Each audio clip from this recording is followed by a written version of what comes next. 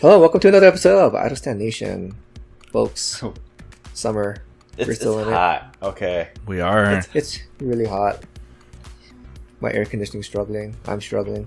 So, but what wasn't a struggle was this lineup as well again. So, not as much as previous weeks. I mean, there weren't as many songs released this week as there were for the last 2, maybe 3 weeks. Which, to be honest, I'm kind of glad because like it was really getting hard to keep up with all of it. Well, you only get a 1 week break because next week's gonna be all over again. Yeah, it's gonna be all over again. There's a lot to go through next week. So well, this week that just happened, considering we released these maybe a week after a week or two after they were actually released, but whatever. Yep. So, I mean, I know you're all just waiting for us to get started on our topic, so we'll go to this first one. Nick, take us in. So the first one is it's Somi. If you don't know who Somi is, she has been in the like center of attention for a really long time. She competed on 16 with Twice. Later went to Produce 101. Produce 101, thank you. I couldn't remember if it was Produce or not. Later went on to Produce, and then eventually ended up switching companies and got signed by Black Label, which is a subsidiary under YG, and now she is a soloist. So, that is a little bit about Somi, and this is her comeback. What are you waiting for? Her first comeback, I think, as soloist. Yep, because she had her debut last year. Yeah, which was birthday. Almost a full year. I think it has been a year. Or 10 months. Yeah. Okay. What? So it's been a while. It's been a minute. Yeah. Comparatively, how do you feel about this song compared to Birthday, her debut? Since this is her first comeback. So Birthday had 77 million views as of right now for the music video. So it had done pretty well for a debut. I didn't enjoy Birthday, but for me this is much more palatable. Right. Especially again, so this is Teddy we're talking about, and Teddy, I have not been a fan of a lot of Teddy's works from basically after 2017. Like I loved a lot of his stuff between like 2009 to 2017. So like 10 years of Teddy releases that I really enjoyed. Just the past couple of years have not been it for me with him. So but out of everything that he's done so far, this is probably like I would say I probably like this the most out of everything that he's done in the past 3 years. So yeah, I'd have to agree with Teddy is very hit or miss with me. It's just not his type of music isn't my style. But I would say that this song is a little bit more palatable than some of the recent works that he's done with other artists. Now, if you're not familiar with Teddy, he is the lead producer for Black Label under YG. He's produced songs, but also including pretty much a lot of YG as a whole. Producing songs for Blackpink and he's produced all of Blackpink songs. Correct. Yep. And he produced almost all of 21 songs as well. Yeah. So, yep. He's produced songs for Big Bang. One of my personal favorites, Taeyang's Eyes, Nose, Lips. He was involved. Pretty sure he also produced stuff for Icon as well. I think so. Yeah, I haven't looked at Icon's lineup. I'm pretty sure he did Rhythm Ta back then. So. Anyway, so this is a lot more distinctly American sounding. Has a ton of American influence in this song. Yep. Even with the lyrics that that she's saying in the song, it's very, a lot of them are American slang. Right. I mean, like the title. So yeah, because with the song and especially when K-pop does like their take on American songs, one of the things that's like really distinctive that immediately is immediately able to be picked up on is their use of a lot of catchy hooks and spamming it throughout the whole song. Yeah. Like that is really like one of those that is very distinct with the song compared to what we're used to hearing. Right. So, I mean, it's not always a bad thing. But I also noticed that when it comes to songs like that, the three of us were not super into songs like that. That get I'm forgetting words. Whatever words Jihoon just said, that gets repeated. Yeah. The catchy hook. Yeah. And because of that too, a lot of those songs do get very repetitious for me. In fact, I think when you guys saw my live reaction to it was the other night, I think it was. It was just like, we were a minute 40 in, and it just started getting really repetitious for me. Yeah. Well, as live as you can get through texting on Discord. Yeah. But it's for this type of song. Again, it's just not really the type of song you're supposed to sit down and listen to and focus in on like we do. It's really more of a dance, club song. I mean, it does convey the whole party scene, especially with the music video, with the red solo cups and whatnot. Yep. Which is totally fine because, like, I mean, the song itself did get me, going. Like, just wanted to dance a bit, but again, I'm just the type of person I want to listen to the song first. Right. But yeah, we've also this is also not out of the ordinary for Teddy to be going to this American sound as well. We've noticed it in recent years as well. He's like with Blackpink, for example. They've shifted towards a more American sound, so has Teddy in his producing. And it works. I mean, you look at Blackpink's last three releases. I mean, Blackpink's really like what 12 wins now for this comeback. In this latest comeback. For how you like that, so it's working. I mean, something I want to say about how, like, between Birthday and this song is I feel like her vocals have improved even more because you've seen how Somi his like vocals have just improved since 16 to Produce to IOI to like a collab with Eric Nam, and then finally debuting as a soloist with Birthday. I feel like her vocals have very much improved, and you can very much see this in the song. I very much feel like she has gotten a lot steadier and whatnot. I think it also helps too that the song is really more in her range too, right? Compared to like her IOI days. So, if you remember when IOI did that cover of "What a Man," like that's a song that was also more closer to her range. So like through that song, we kind of got a better glimpse of what Somi's capable of.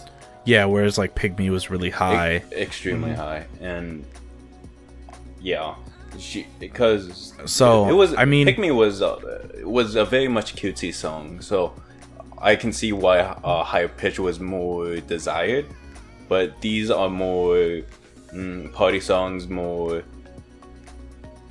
mature, a bit more mature. Yeah. Let's say.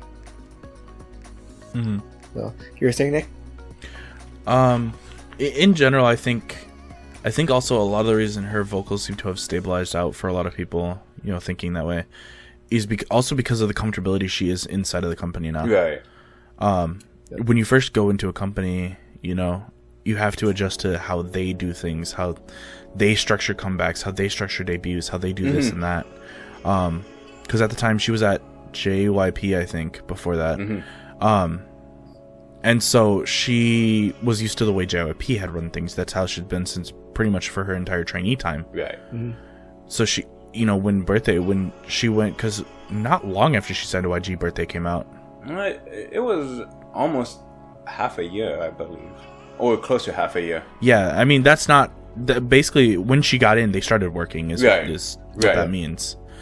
And so she had to adjust completely to how they did things, and what they said was okay and what they said was not okay, stuff like that.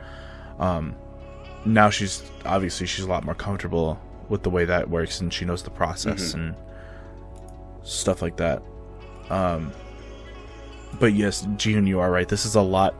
This is built for lower timbers because, you know, Somi is very much in that like tenor mezzo soprano range, right?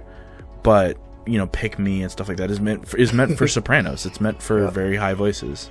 Okay, that makes more sense now that you're using high voices instead of sopranos. I'm like, yeah. Soprano, high, tenor, low, mezzo soprano in the middle. See, the music illiterate like me can understand better now. Yeah. So, so as far as that goes, you know, she's very much like in that kind of mezzo soprano tenor range. But like, you know, when she was doing 16 and stuff, obviously her voice was a lot more flexible then. She could hit kind of those higher notes. Yeah, but especially as when you're younger too. Yeah, as she's grown into her voice, because voices take on a natural thing, sometimes you just can't change the way the direction a voice is going. If it's going down, sometimes, as you know, as a vocal coach or as a singer, you just can't change that. So she's developed a naturally lower pitch voice, which I think being in YG works well with that. Yeah, because they're a lot more hip hop focused. Yeah, which will cater to that lower voice a lot better. Right.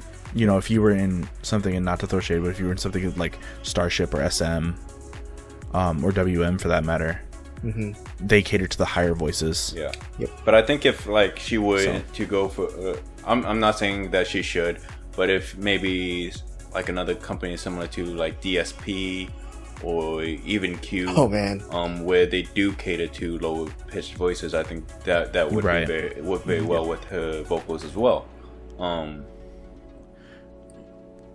So, but definitely a switch up from Birthday. Yeah. One thing I did, it kind of felt like just so like with the way the song was structured and the direction they went, it kind of felt like a Chungha song as well, like Chungha's last few releases. Like if Teddy was to do his own take on like that style of song. So, because like Chungha's last few releases was also kind of done the same way, where also like a lot of catchy hooks. These with the way the vocals were kind of mixed into. Well, I won't say like the last release, but the ones before that, especially like what was that one song that was basically a Sprite commercial? Oh, I know which one you're talking about. Yeah. So that song, okay, and the one before that, right, was also done more in this kind of style, which was also very different from Chungha's previous release from before that, especially if you remember Roller Coaster from 2018, I think it was. Right. So. Right. And I think there too, they were also going with kind of like an American direction with the sound. So I mean, it's interesting that you bring that up because they were both in the same IOI. Yep, project group IOI, and now that they're both soloists but in different companies. Yep. So, gentlemen, I don't know about you, but I still give it a pretty strong recommendation because I think, especially for our viewership and listeners, like both of them are in America, and more likely they've also have a good mix of American music in their lives. So I think the song would be a good fit for their lineup. I mean, this is a good song, especially if you're into Teddy's music, which if you like 2NE1, if you like Blackpink, and you like soloist, you want to listen to a soloist rather than a group, like just for a nice change. I think this is a good song,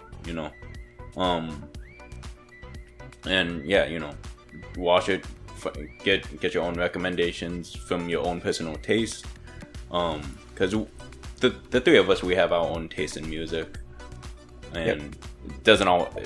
I'm pretty sure our tastes don't line up with most of other people's, if any. Yeah, it's a very danceable song, very party song. So I give it a good recommendation for that. So, you guys ready? Moving on to our next one. Let's do it. All right, Aura, all you, man. So our next song is from Lisa, not Blackpink's Lisa. This is a solo artist, Lisa, called Lazy Love. Yep. Yep. So, little background info on Lisa. You don't know who she is. She originally debuted as a singer in 2003, so she's been in the industry for quite a long time now. And she also made her musical theater debut in 2008. Mm-hmm. So she's been doing a lot of musical theater and stuff like that. She's known really well for being on King of Masked Singer. Oh, okay. She's been on there. She's been on there twice now. She? Yep. All right. And yeah, so that's a little bit of the background on her. She's under R&D Works. Okay. Never heard of them. But so this song, Lazy Love, is a R&B soul song. Mm-hmm. And as you all know, R&B and soul is a quick way to your heart. Quick way to my heart. Yeah. It's a genre I really do love. So, Nick, you also really like the song too, didn't you? I do. I really like the song a lot. I mean, I've said this before, but soul is just everything about soul is just a vibe. Mm-hmm. Mm-hmm. And R&B just goes so well with soul, and I really like the song. I mean, I've listened to the song a few times now. It's good. And by a few times I mean 20 plus, because it's so good. It is really good. So, but I've listened to the song a few times now, and it gets better with every listen. You know. Yep. Especially Especially her vocals as well. Because she doesn't. It's not like she has a high pitched like nasal. Mm-hmm. She has a very raspy voice. Raspy, but also still kind of airy at the same time. Yeah. At points. Still definitely airy. So, I think that really fits well with this song. Because with that, I'm sorry. I was just gonna say, like, if you listen to like the song and just focus on her vocals, like, you'll immediately fall in love with them. Like that's how good they are. Yeah, because her vocal quality, it really does give like an atmospheric feel to the song. Like, it really does kind of put you into the atmosphere of the song, especially with the light R&B musical accompaniment with her soul style vocal deliveries. Mm-hmm. You just like you said, it really does become an experience listening to the song. So now what are you about to say, Nick? I was just gonna say that with this song as well, a lot of R&B soul has just a natural flow, and getting your vocals to really flow with that can be very difficult if your voice is not like built for it. You don't have a lot of experience. So like the experience she has with this genre shows really well here. Right. Mm-hmm. Yep, especially with the way the song is done too, because we've said it before in last week's episode, talking about "Lost My Mind," Bossa. Sometimes less is more, and in this style of song, less is more. There's like a lot of openness. There's a lot of empty spots in either the vocals or the musical accompaniment, and that's not a bad thing. In fact, that adds more emphasis to when the music is in or when her vocals do come in. Right. It really 100%. Is amazing, and it's really difficult to pull that off with your vocal deliveries, especially because you have to, you're filling up the listener's ears and hearts, right? With your vocals, because it's basically the focus is on your vocals. The musical accompaniment is just there to support you. It's like it's there in the back, and it's just really putting the focus all on your voice. So if you're falling flat on your delivery, if you got weak emotional delivery, you're not gonna pull it off. Yeah. So this song, as simple as it is, or as simple as it may sound on first listen, it is very complex. Like underneath. I mean, this is something. There was a little bit more to this as well. This is something that, like Nick mentioned, as we were trying to figure out songs. like this is a song about LGBT, you know, like, and it definitely has LGBT undertones. Yeah, obviously the song lyrics don't come right out and say it. But yeah, obviously, like, you know, in the MV, the being the only people in the MV is two girls, you know, and talking about love and singing about love. Definitely has those undertones. And doing that in Korea currently is still kind of a risk of some sort. Yep. As Korea's not fully open to LGBT relationships, you know, they're still definitely.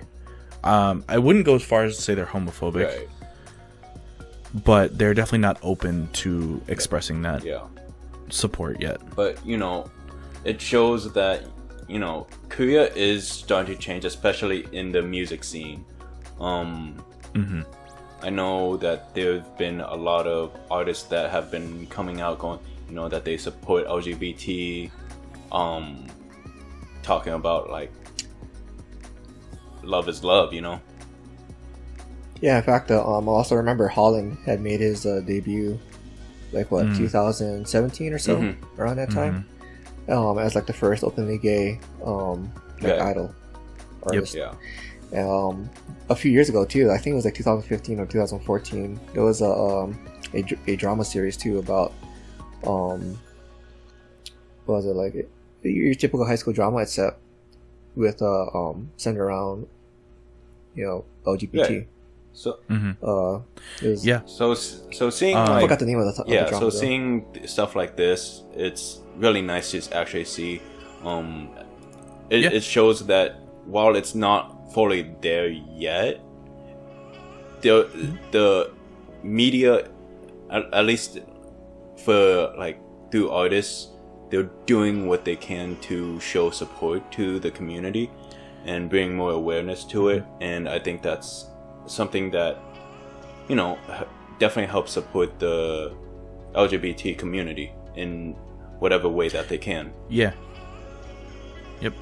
It's right now, because like the situation right now in Korea is more like the younger generation versus the older generation. It happens all the time with a lot of different topics. But right now the younger generation is very much open to the fact of LGBT relationships, because they, you know, it's more of that doesn't affect me kind of mentality. But the older generation is still much more opposed to it, being that was what was instilled in them. And I mean, I think that's pretty much the same around the world, you know, where there are a lot of older generations that hold on to the past ideals, but then the younger generations are more open because they grew up around being more openness. And that's not to say that all the younger generations are open to it. It's just that more have become open to it than they were in the past. Yeah, it's not just limited to LGBT, but for any type of cultural change. It's all about greater awareness, greater normalization. You know, so yeah, as time goes on, as things become more and more out in the open for whatever topic at hand, people are more aware of it. Younger people are more tuned to it because that's what they grew up with. They have greater exposure to it versus older people. That's just the natural progression of culture. You know? So, you guys ready moving on to the next one? Because I'm pretty sure Nick is also looking forward to talking about this one. Nick is definitely looking forward to it. I am definitely looking forward to talking about this one. So, same.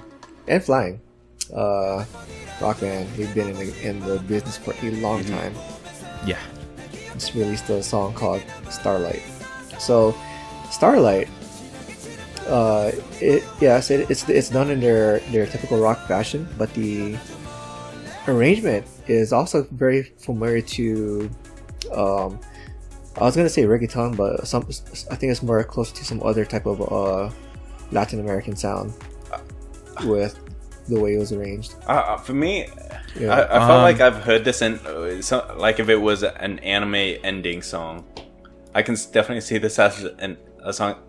I actually think N.Flying has done some anime ending songs, to be honest. I mean, they do a lot of pop rock too. So, but for this song, it was definitely a bit of Like if you were to change the instrumentation, it would fit into some kind of Latin American sound. And then Nick, you were about to say something. My bad, dude. No, you're right. Yeah. So this very much fits into. It fits into a lot of genres because it's a very ambiguous sound. This sound is kind of what you're hearing is this sound is present pretty much everywhere in the world. I mean, you don't have a lot of complex sounds here that really give it a distinct feel. You have an acoustic guitar. Yep. You have your usual, 808 kicks and synths. Yeah. And you have your the crashes going on. I mean, that's pretty much it for the song. And so that's probably why you're hearing that very like Latin sound, is because Latin places a heavy emphasis on that guitar and those crash cymbals, and that's probably where you're hearing that Latin influence, because if you had like a drum line to it, you could just turn it into something like reggaeton or whatnot. Like you'd probably be able to turn it a lot more into because you'd have to slow it down quite a bit for reggaeton. You'd probably have to turn it into like very like southern Latin pop. Yeah, and that's the thing. I don't know the styles too well, so that's what I was trying to think of. Like there was something in that general vicinity. So it'd be somewhere like this, like southern Latin pop, or like very like Latin rock, somewhere around there. Yeah. But yeah, there's definitely, there could be a lot of Latin influence. You could easily turn this to an American song very easily. The great thing about this type of instrumentation is that you could do so much with it. But you don't need to if you don't want to. And that's what they did here. Yeah, and especially since American music too, the North and South American music are not that far apart because they've influenced each other a lot over the years. And I think it was during the 50s that they started getting a lot of they started pulling a lot from South American styles into North American music. So, and even before that too, like when you go further back to the earlier, like early 1900s, like 1910s or whatever, when you look at the history of American music, North American music, you can see like there's it comes and goes in waves where like Latin America comes in with their influences. So it happened in the early 2000s as well. Early 2000s. Pitbull, 2010s too. You saw it happen again in 2010s. So it feels like at least once every decade or so it happens. Yeah, somewhere around there. Definitely really like this song. So a little background on Starlight. If you watch the animation, you know it is about two elderly people. That is actually one of the members' grandparents, or both of his grandparents. But and it's about his grandfather who passed away. And he said the inspiration for the song was he noticed that his grandmother had been using his grandfather's photo as a profile pic on social media, and also in her phone his name was saved as like basically the rough translation was like "my friend forever" or something like that. So that's what he was inspired by when he wrote this song. My companion forever. Yeah. No wonder my heartstrings were pulled when I was watching it. So, because when I first watched this, because Nick posted this up literally right before we started recording this. Yep, it slipped past all of us. Because it was released today, this morning. So obviously we didn't have like a couple of days to watch this, but like the entire time I was watching it, I was starting to tear up. So I was like, okay, can't cry, don't cry. I'm like, I'm pulling the tears back, like. Yep, and so the entire illustration of this MV is basically his grandparents and his grandfather's becoming a child again, and he slowly loses memories, can't remember things well, stuff like that, and that's represented as the balloons. And the last memory he kept before he left was his grandmother, because as far as we know, he forgot a lot of things before he passed, but he never forgot his grandmother. Oh, so it's like Alzheimer's. Yeah, something like that. Yep. So that is some background on the song. I really, really like the song. Even aside from the meaning, just the rock kind of soft rock. Yep. Kind of interpretation. We've long known I'm a sucker for rock. That's why I like Dreamcatcher so much. But also because rock is not. I mean, rock is done by bands like N.Flying and Day 6 and stuff.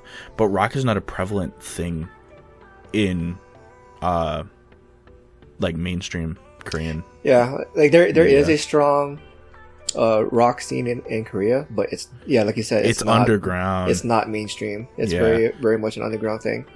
Yep, it's very much underground from small bands. It was like that. It's very much like the 60s American rock scene, or like the 50s American rock scene, where all the rock groups were underground. Yep.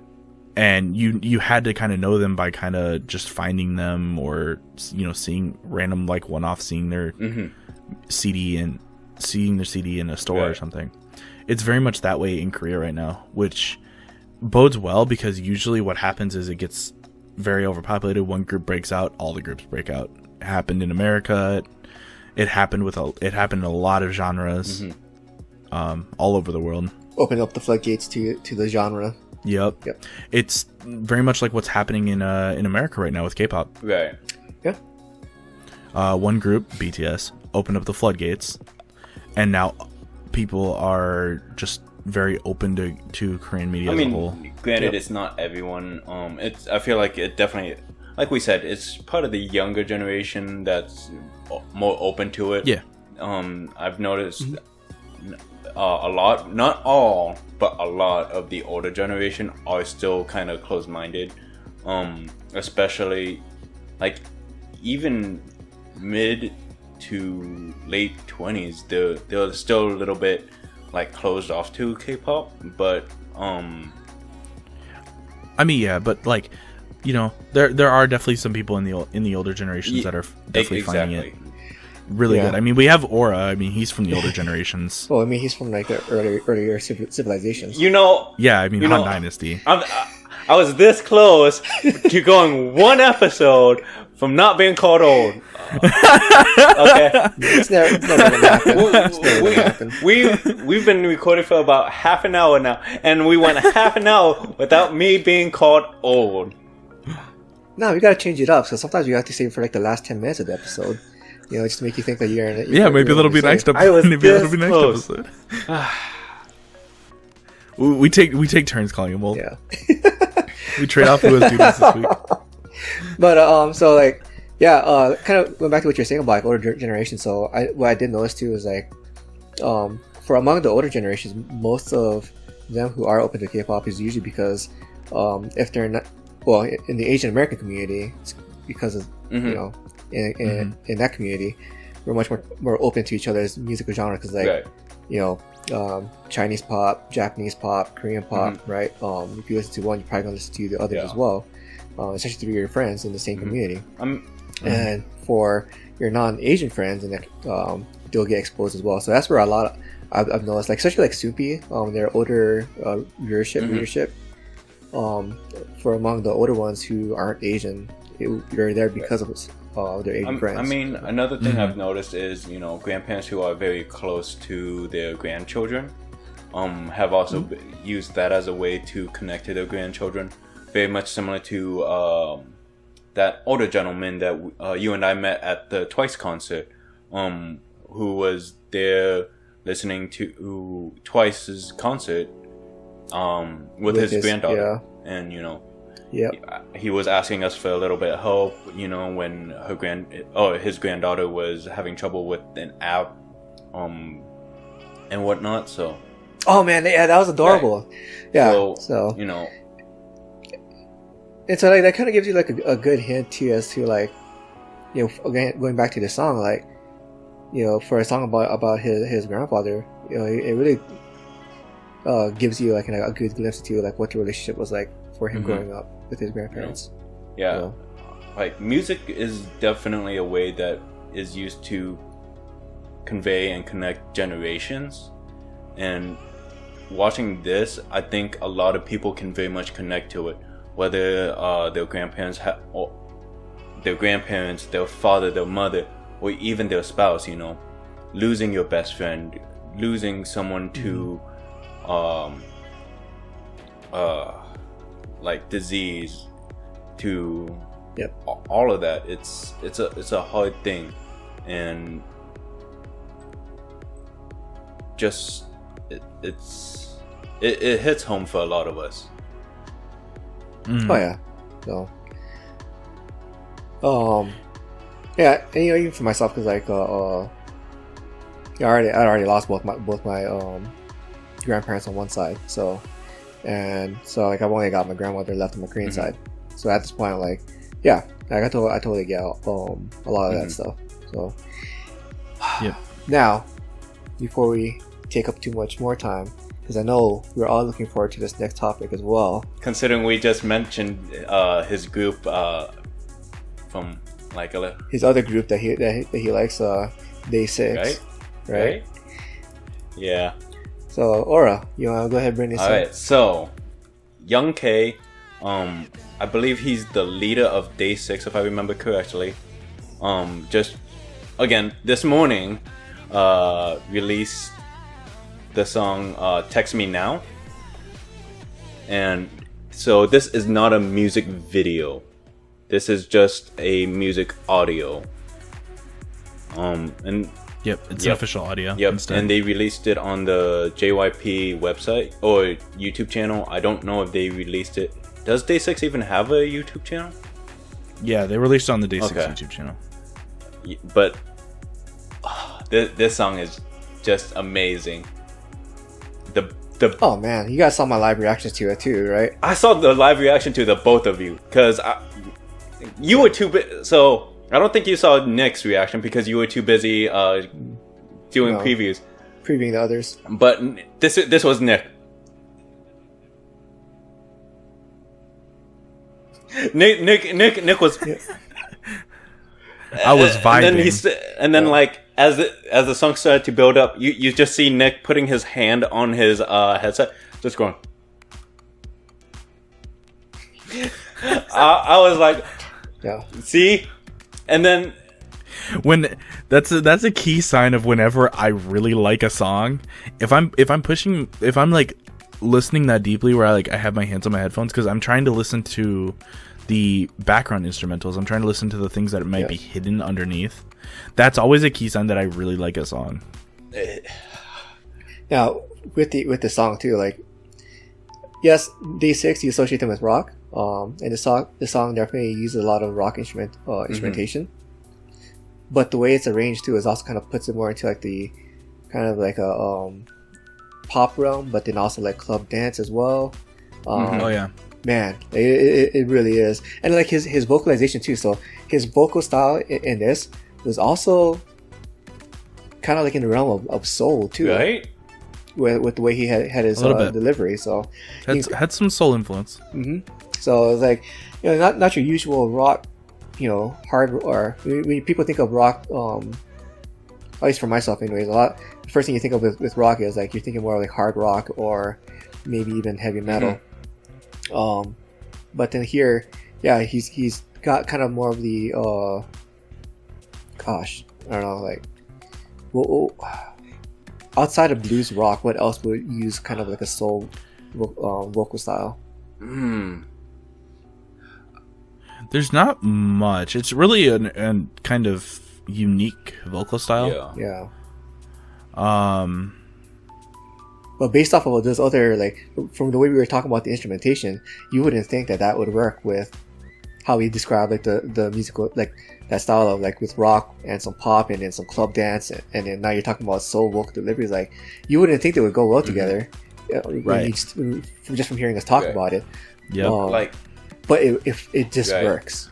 Like, I love the build up from, you know, how it's super. Oh man, the opening, how calm the opening was, and then it starts hyping itself up as the song progresses, and then it, like, as it was coming to the close, it it was adding like guitar riffs throughout the song.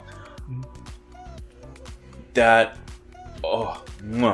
just Yeah. that. Yeah.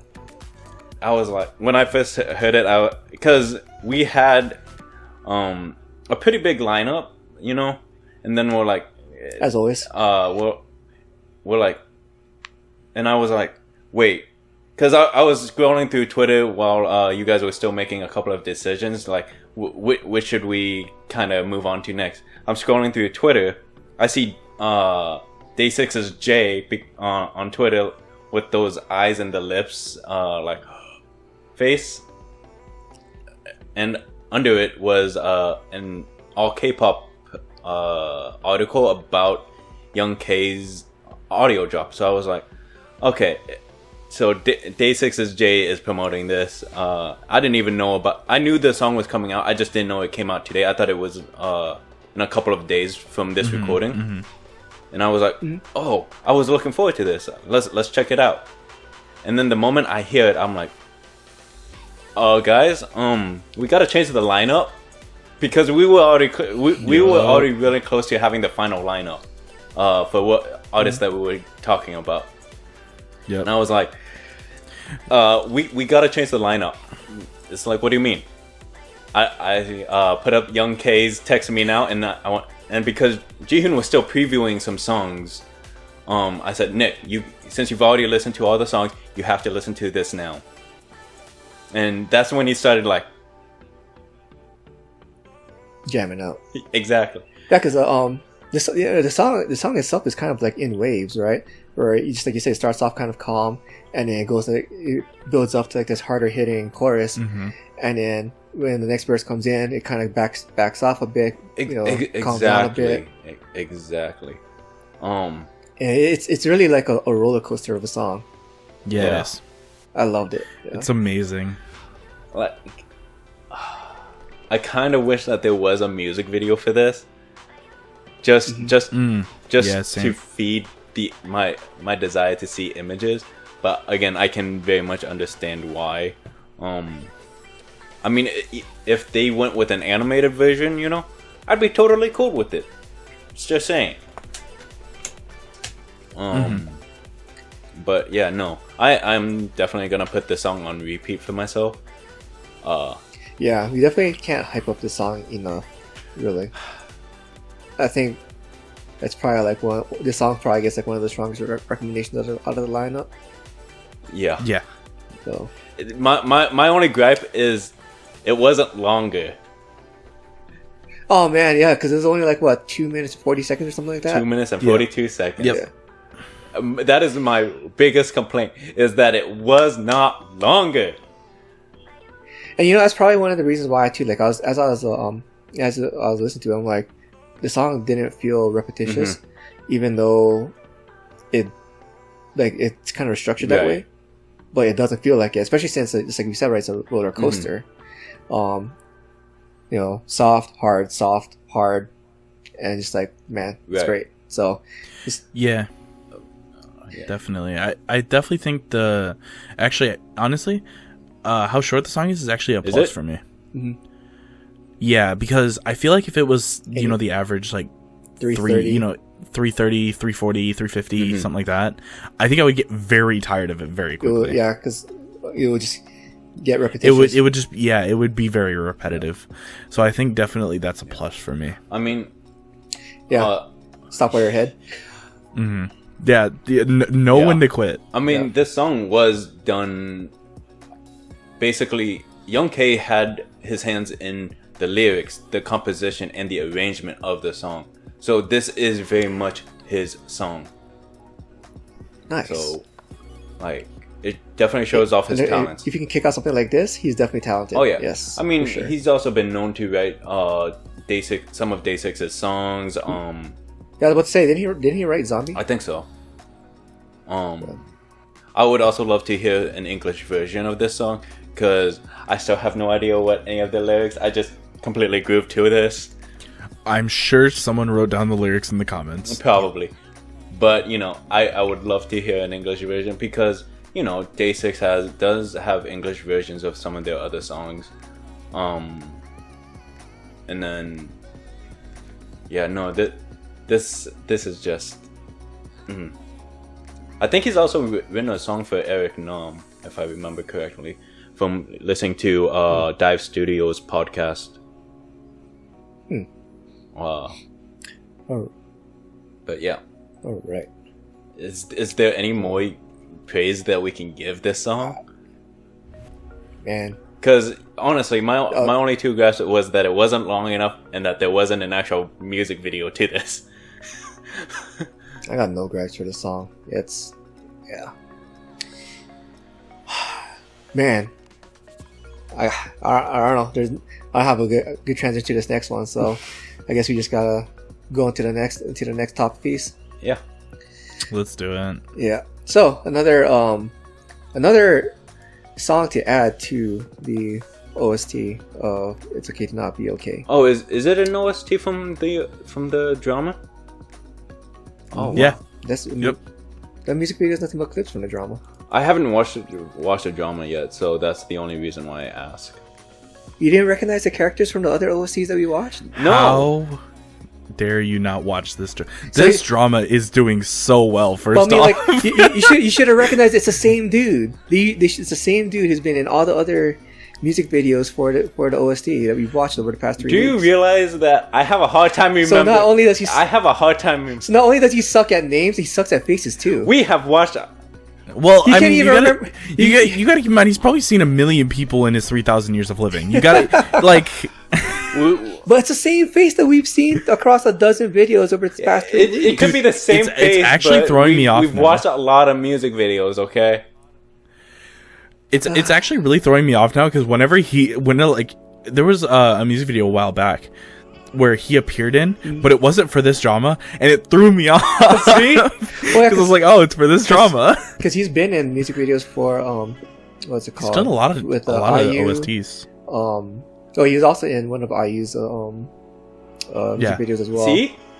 It's hard to keep track, especially when people keep on appearing in other people's music videos. I can't remember every single one, okay? But it was from this week.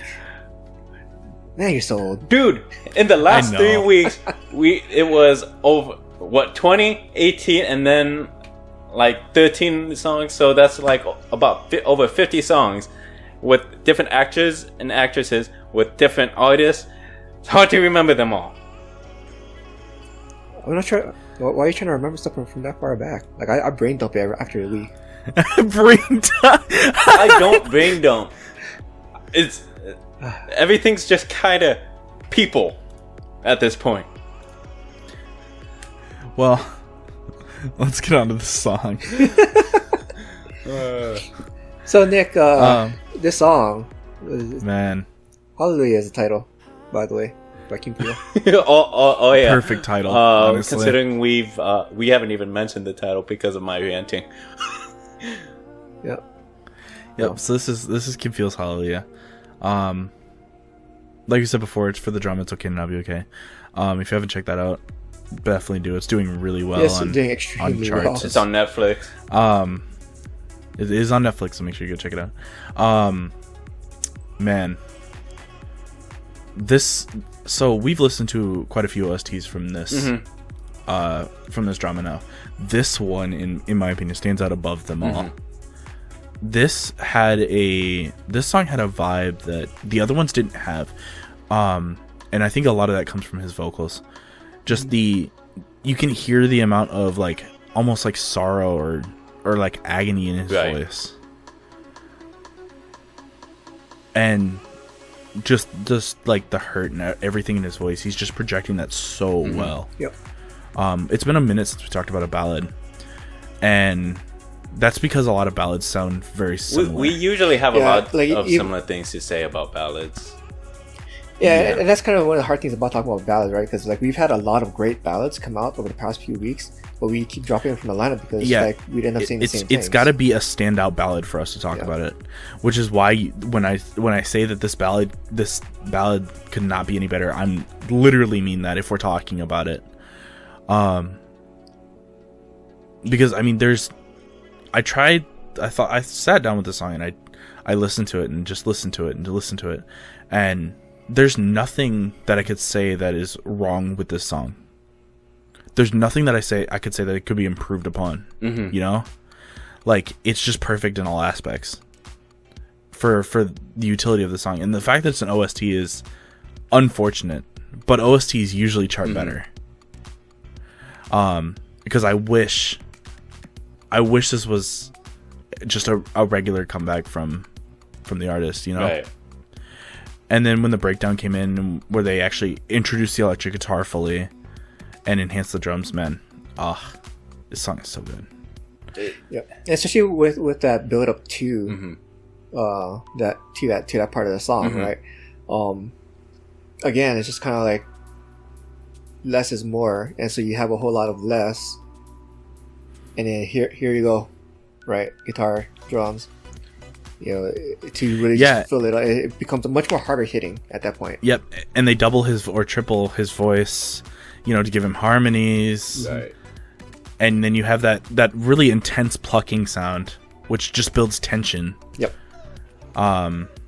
And we've not long known that tension plus pain in a voice is a great match. But what's weird is they didn't go into a breakdown. You know, they didn't go into the climax of the song. They just let off the gas. Yeah, he just released. And they just let that just sit there. Which, when you have a bunch of tension like that, and you just kind of let that go, and you don't give it a resolution, it builds harder. A great example of this for building tension and then releasing to have a greater effect was Mamamoo Starry Night. They did it a lot in there. They had a lot of tension, built slowly, didn't release, and then dropped. Right. And man, it's great because there's only one drop in this song, and that's at the very end of the song. And it's not, you can't even really entirely call it a drop because it fades in. But it's just like a slow release of all this tension that's been building up throughout the entire song, which is great because if you look at the clips they used from It's Okay to Not Be Okay, it fits very well with that. So man, I am in love with this song. I have to check out more from this artist as well. Did you have something you wanted to add, or? I mean, it's like I don't have a lot to add because, you know, I'm not saying it's a bad song. Most of what Nick's saying, at least the simple words that Nick's saying when it comes to the musical parts, because as you all know, I'm not the musical genius or the music analyst or whatever. But I do agree, like, you know, all of it's really great. His vocals, especially how it, like, the instrumentation isn't like pulled so far forward that it overtakes his vocals. It's pulled back enough where you can enjoy the instruments. Each different instruments, you can really tell gets its own special, like, special treatment, whatever. You can really hear each of the instruments very well and help support the vocals so well in the song. Okay. Yeah. It's like Nick said, you know, the emotional delivery here, very, very impactful. I mean, it's a very emotionally engaging song. So it's gripping throughout. Oh yeah. Definitely. Yeah. I mean, and something else, you know, it very much is like there are so many good ballads out there, but you know, we do say, because when we're choosing songs and ballads are on the list, we're like, oh, this ballad is so amazing, but it's very much like similar to what we said the week before, or even the week before that, or you know, which is a shame. You know, there's so many ballads that deserve its own recognition, but sometimes other songs from other groups very much deserve a lot of recognition, and we do have a little bit more to talk about. So when we say that, when we do have a chance to talk about ballads, it is something special. It really is. Yep. All right, guys. It's time to move on to our pick of the Yeah. week. So, who's first? Yeah, Ji-hoon. Ji-hoon, you gotta be first. Alright. So my pick of the week is Yukika's Soul Lady. So done in the city pop genre. It's city pop is a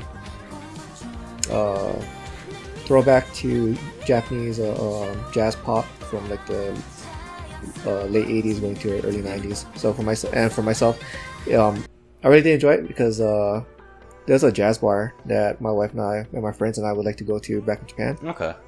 and they played a lot of type of music as well, and also like the imagery features a lot of nightlife imagery.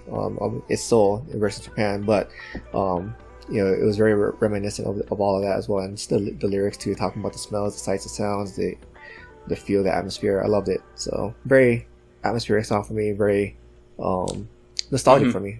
Made me feel like because like I've really been missing Japan at the moment. So yes, it's a song talking about Seoul, Korea, but the imagery is very similar for me. So, so who's next? All right, I'll go. Finally, I'm last. Mine is definitely hands down Kim Feels Hallelujah. Okay. All right. Like I just talked about, there's nothing I could find wrong with the song, and even as much as I loved YoungK's and N.Flying's songs, this was just the highlight of the week for me. Okay, so up next is Aura. I was kind of hoping Nick would pick one of the other two. But so mine is going to be YoungK's Text Me Now. It just I would pick N.Flying's because it does hit a little bit close to home with me. But I also don't want to feel sad, so I'm picking YoungK's Text Me Now. I've listened to those a couple of times since I heard them, and they're just so amazing. It's but YoungK definitely, because I don't want to feel sad, I'm picking that one. Oh, all right. On to our quick shots. Right. Kick it off, Nick.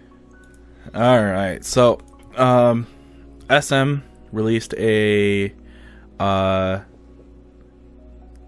released kind of an orchestra version of In Young Park's End of a Day.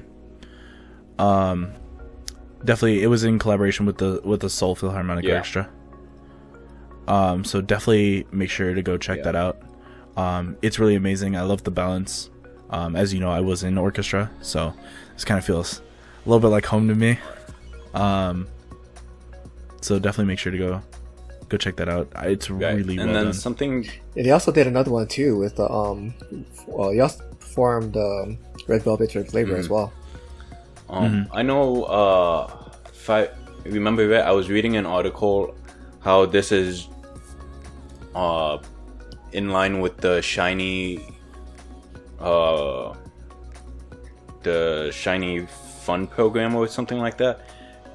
Started by Shiny's Junghyun's mother, to help raise mental awareness. So funds from this orchestra goes towards raising awareness, raising funds to help spread, research for mental health and improving mental health.